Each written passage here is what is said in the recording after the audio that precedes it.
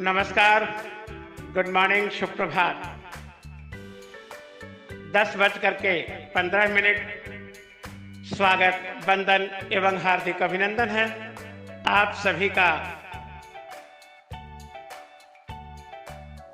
दृष्टिबाधित दिव्यांग समिति सहित भारत व विश्व के सभी मंचों पर। मैं डॉक्टर श्री प्रकाश पांडे आशा करता हूं कि आप सभी के अब तक के दिन काल मुहूर्त अच्छे बीते होंगे तथा आने वाला भविष्य भी अवश्य ही सुखद, सुनहरा, कल्याणकारी व आनंदमयी होगा। मित्रों, यद्यपि मैं आजकल बहुत अधिक किसी भी समूह पर या यूं कहें कि सामाजिक माध्यमों पर जाने का मौका नहीं ले पा रहा हूं, तथापि सभी प्रकार के संगठनों और सभी प्रकार के सोशल मीडिया के अध्यापकों, महान मनीषियों पर लगातार नजरें टिकाए हुआ हूं।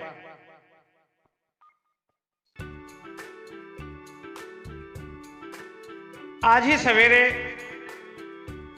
एक YouTube चैनल का अध्ययन कर रहे थे जहां नीतू सिंह की कुछ बातें अच्छी नहीं लगी। माना कि आप एसएससी के कोच हैं, लेकिन संसार में आपसे भी महान, आपसे भी ज्ञानवान एवं आपसे भी कहीं ज्यादा कमाई करने वाले और आपसे भी ज्यादा ईमानदार बैठे हैं। किंतु दुख इस बात का है कि देवी जी तो अपने आगे और संसार में किसी को कुछ समझती ही नहीं।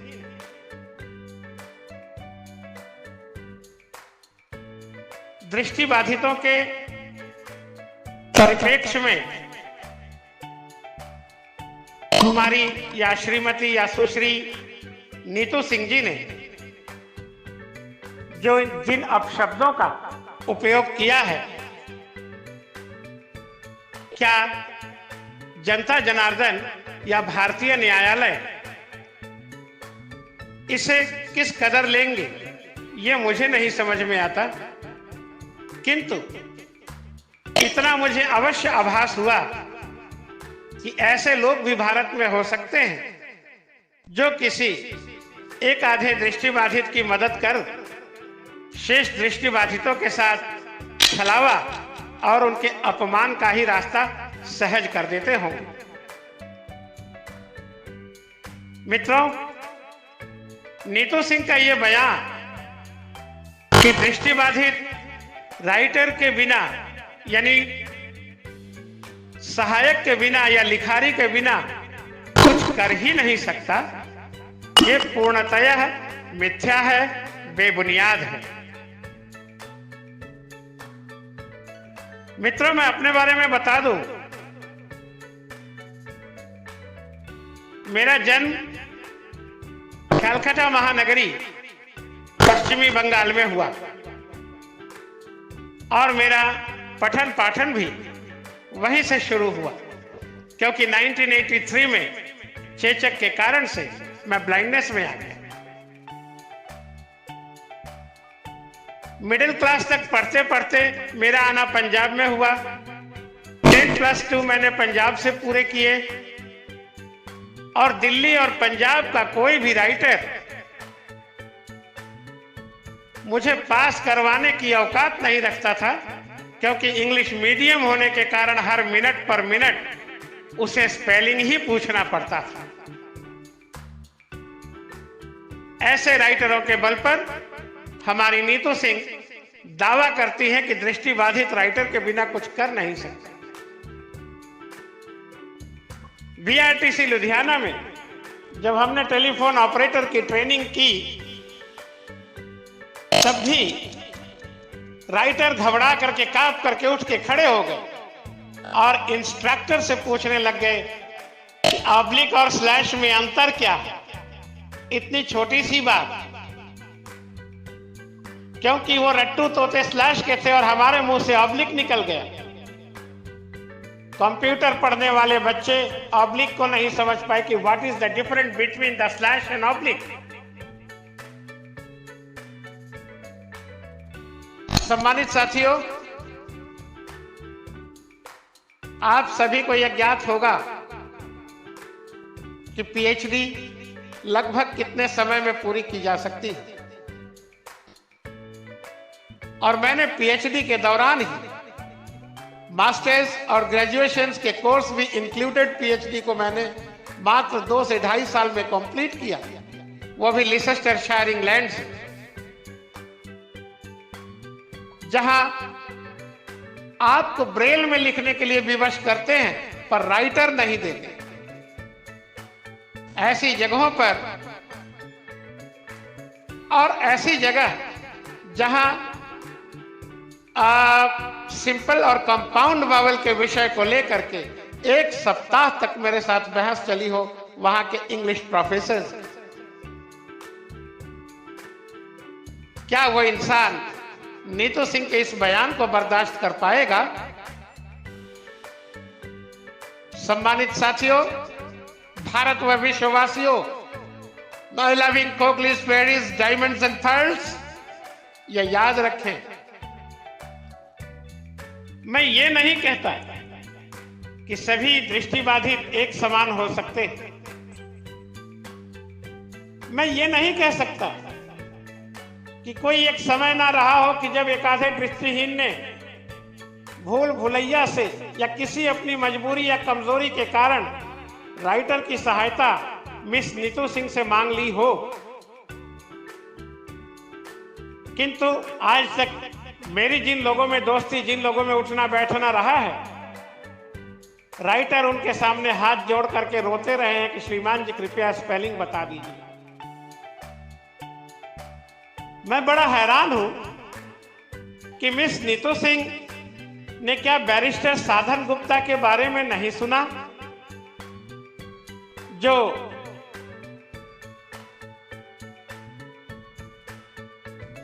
एडवोकेट जनरल भी रहे हैं वेस्ट बंगाल गवर्नमेंट के, ज्योति बसु के सरकार में, जहां ना तो जातिगत आरक्षण लागू आज तक है और ना ही विकलांगता आरक्षण लागू है।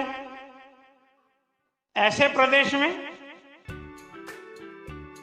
और क्या नीतू सिंह ये भी भूल गई कि secondary board of West Bengal math के बिना चाहे दृष्टिहीन हो या दृष्टिवान कभी पास नहीं होने देता?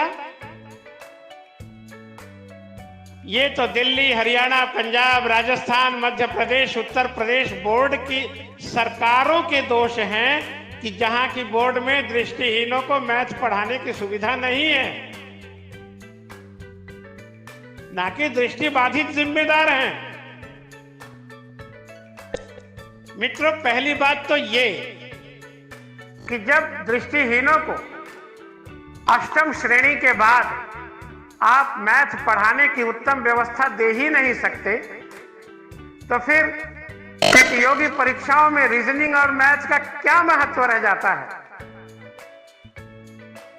दूसरी बात ये कि नीतू सिंह, हम आपसे केवल एक ही प्रार्थना करते हैं कि आप अपने जोश की आड़ में होश को ना खोएं।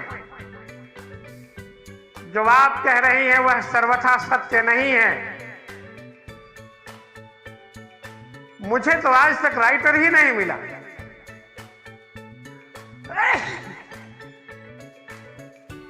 मुझे तो अपने बलबूते पर ही पेपर देने पड़े हैं, चाहे टाइप करके दूं या ओरल वर्क में पेपर फाइट करूं। फिर आप किन राइटरों का, कितने महान बच्चे पढ़ाए हुए आपके आ गए कि उन राइटरों ने किसी को बिना पढ़े ही पास करवा दिया हो? और हमारा समय तो वो था कि जब सिर नहीं हिलने पाता था।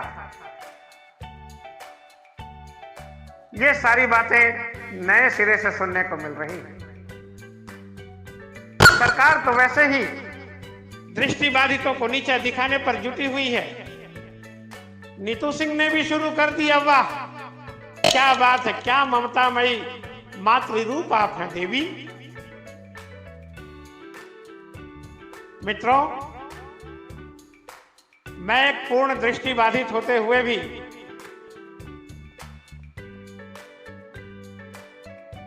एक स्कूल, एक इंटर कॉलेज, एक पोस्ट ग्रेजुएट कॉलेज और एक ग्रेजुएट कॉलेज में अध्यापन करता हूं।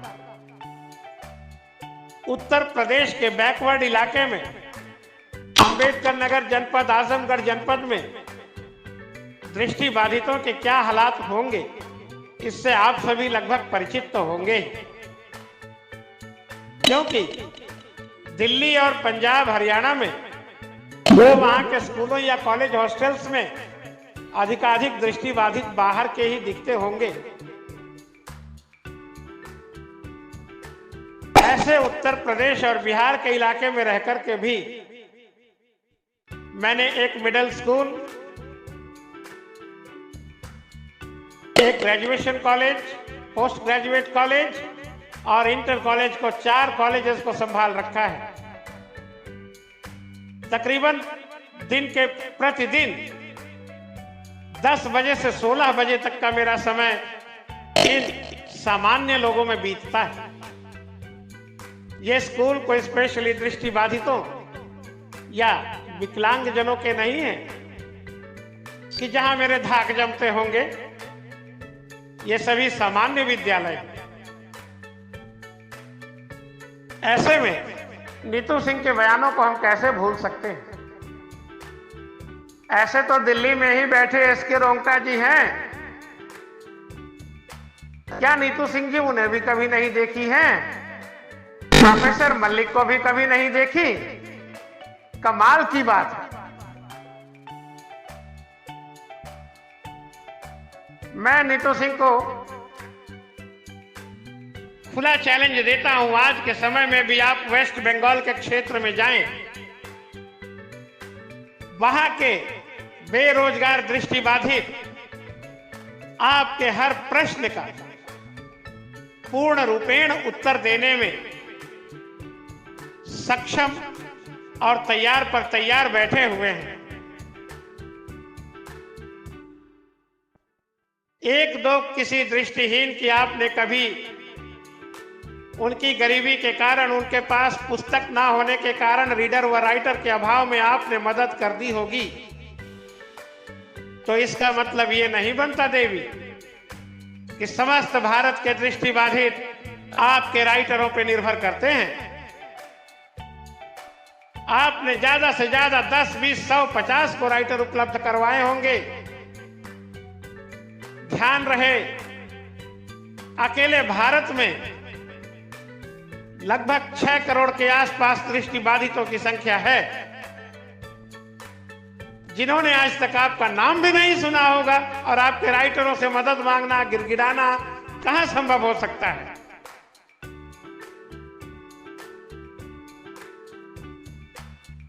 मित्रों, देशवासियों, आगे आए। नीतू सिंह के इस खुले अपमान को दिल से विरोध करें और नीतू सिंह को क्षमा याचना करने पर मजबूर करें। हम तो YouTube डेवलपर्स से भी निवेदन करना चाहते हैं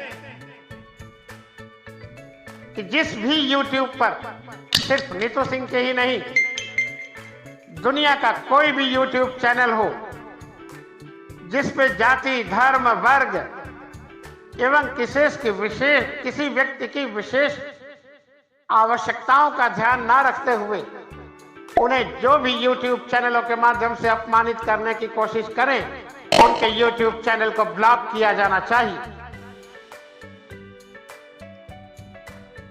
हैरानी की बात, ना जाने कितने गुजरात में DM बने होंगे, मजिस्ट्रेट बने होंगे। एक लड़की दिल्ली या किसी क्षेत्र की थी जो बैकवर्ड इलाके से आती थी, जिसने फॉरेन सेक्रेटेरिएट को संभाल रखा था, फॉरेन एम्बेसीज में। देवी जी, आपके राइटरों के भरोसे दृष्टिहीन आईएएस तो नहीं हो सकता। आपके राइटरों के भरोसे दृष्टिहीन किसी बहुत बड़ी नौकरी को तो नहीं पा सकता। आप एसएससी की कोचिंग करवाती हैं, आप एक मानिंद व्यक्ति हैं। आपको आपके हर प्रश्न, हर उत्तर, हर शब्द पर बहुत सोच समझ करके उन्हें जिह्वा से बाहर करने चाहिए। मित्रों, अगले किसी संदेश में फिर उपस्थित होऊंगा आप सबके समक्ष। फिलहाल तो केवल मैं इतना कहने आया था कि आज नीतू सिंह का जो अपमानजनक टिप्पणी है, इस टिप्पणी का मुंहतोड़ जवाब देने का समय आ गया है। इस समय आप सबों को जाति, धर्म, वर्ग, संगठनवाद से ऊपर उठकर इनके हर विरोध करने वाले व्यक्ति का समर्थन करना चाहिए, क्योंकि ना तो इनकी बात में कोई दम है, ना ही कोई सच्चाई। इससे बढ़कर भी दुख की बात यह है कि इन्होंने दृष्टिबाधितों के खिलाफ कुछ भी कहने से पहले मिस हेलेन केलर के बारे में नहीं सोचा। भारत की बात करें तो कलकत्ता ब्लाइंड स्कूल के रिटायर्ड प्रिंसिपल जो अब दुनिया में नहीं रहे, ऑनरेबल अशोक कुमार चौधरी के बारे में नहीं सोचा। इन्होंने वहीं पर हिस्ट्री के टीचर A.V. कर्मकार के बारे में नहीं सोचा। इन्होंने बैरिस्टर साधन गुप्ता जो एडवोकेट जनरल भी रह चुके हैं वेस्ट बंगाल गवर्नमेंट के, और 2 या इससे अधिक बार कलकत्ता साउथ से मेंबर ऑफ पार्लियामेंट के रूप में भी चुन करके इसी दिल्ली में आ चुके हैं, जिस दिल्ली में बैठ के इनकी बकवासें चल रही हैं आज। मित्रों, ऐसे लोगों का मुंह तोड़ जवाब देने के अलावा और कोई भी रास्ता नहीं है। इनका खुलकर विरोध कीजिए। और मैं तो दृष्टिबाधितों से यह भी कहूंगा, अलग अलग संगठनों से भी अपील करूंगा, दृष्टिबाधित दिव्यांग समिति के एडवाइजर होने के नाते स्वयं दृष्टिबाधित दिव्यांग जन समिति से भी निवेदन करना चाहूंगा कि निस्संदेह यह टिप्पणी अपमानजनक टिप्पणी है। इसके खिलाफ हमें न्यायालय का दरवाजा खटखटाना चाहिए और मानहानि का दावा भी करना चाहिए। एक अध्यापिका के इतने भी निकृष्ट विचार हो सकते हैं, ऐसा तो मैंने कभी सोचा भी नहीं था। Overall, all of my loving खोखलीज, फेडीज, पर्ल्स एंड डायमंड्स, आगे आए। अपने मान सम्मान की रक्षा करने का भार आप पर स्वयं पर है। शेष अगले संदेश में और भी कुछ बातें करने की कोशिश करूंगा। तब तक के लिए दीजिए अनुमति।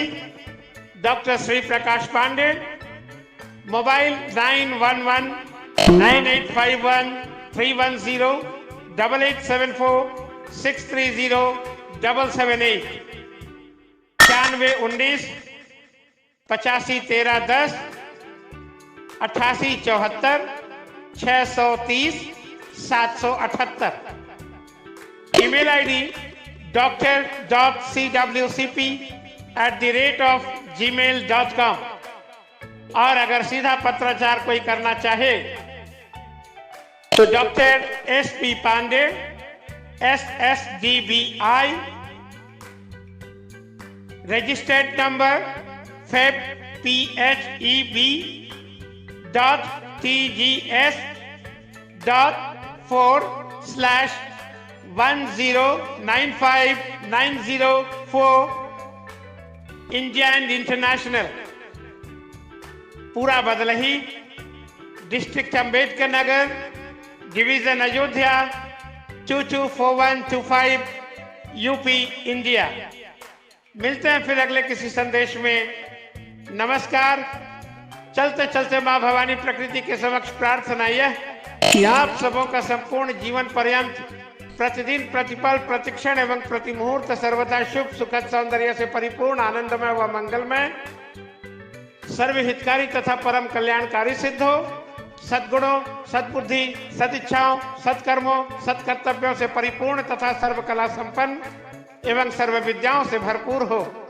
जीवन सुखद, सफल, सरल एवं समृद्धिपूर्ण हो। नमस्कार।